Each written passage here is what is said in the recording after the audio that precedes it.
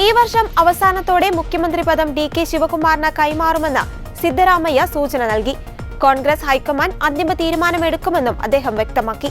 2023 മെയ്യിൽ കോൺഗ്രസ് അധികാരത്തിലേറിയപ്പോൾ മുഖ്യമന്ത്രി പദത്തിനായി ഇരു നേതാക്കളും അവകാശവാദം ഉന്നയിച്ചിരുന്നു. 2.5 വർഷം വീതം പദവി പങ്കിടുക എന്ന ധാരണയിലെത്തിയതായി റിപ്പോർട്ടുകൾ ഉണ്ടായിരുന്നു. എന്നാൽ മുഖ്യമന്ത്രി പദം പങ്കുവെക്കുവാൻ ധാരണയില്ലെന്നാണ് അടുത്ത കാലം വരെ സിദ്ധരാമയ്യ പറഞ്ഞിരുന്നത്.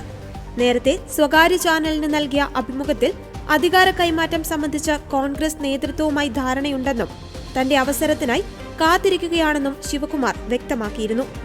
അത് വിവാദമായതോടെ സിദ്ധരാമയ്യയുടെ വാക്ക് അന്തിമമാണെന്നറിയിച്ച് ശിവകുമാർ തന്നെ രംഗം ശാന്തമാക്കുകയായിരുന്നു.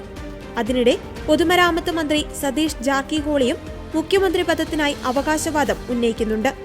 ശിവകുമാറിന്റെയും സതീഷിന്റെയും അനുകൂലികൾ അതുമായി ബന്ധപ്പെട്ട് വിവിധ ക്ഷേത്രങ്ങളിൽ പൂജകളും വഴിപാടുകളും നടത്തുന്നുമുണ്ട്. എന്നാൽ ഇപ്പോഴത്തെ നിലപാട് മാറ്റം കർണാടകയിൽ മുഖ്യമന്ത്രി സ്ഥാനം മാറുമെന്നതിന്റെ വ്യക്തമായ സൂചനയാണെന്നും മാധ്യമങ്ങൾ റിപ്പോർട്ട് ചെയ്തു. 2023 നിയമസഭാ തെരഞ്ഞെടുപ്പിൽ കോൺഗ്രസ് വൻ വിജയം നേടിയതിന് പിന്നാലെയുണ്ടായ അധികാര തർക്കത്തെ തുടർന്നാണ് 50:50 ഫോർമുല ഉണ്ടായതെന്ന് പാർട്ടി വൃത്തങ്ങൾ പറയുന്നു.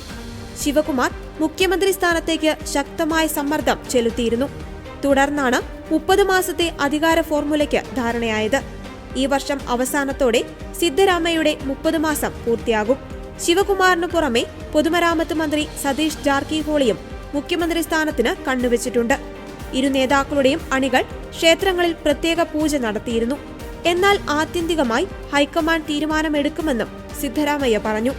SC/ST ക്ഷേമ പദ്ധതികൾക്കായി അനുവദിച്ച ഫണ്ട് ദുരുപയോഗം ചെയ്തെന്ന BJPയുടെ ആരോപണങ്ങൾ സിദ്ധരാമയ്യ തള്ളി.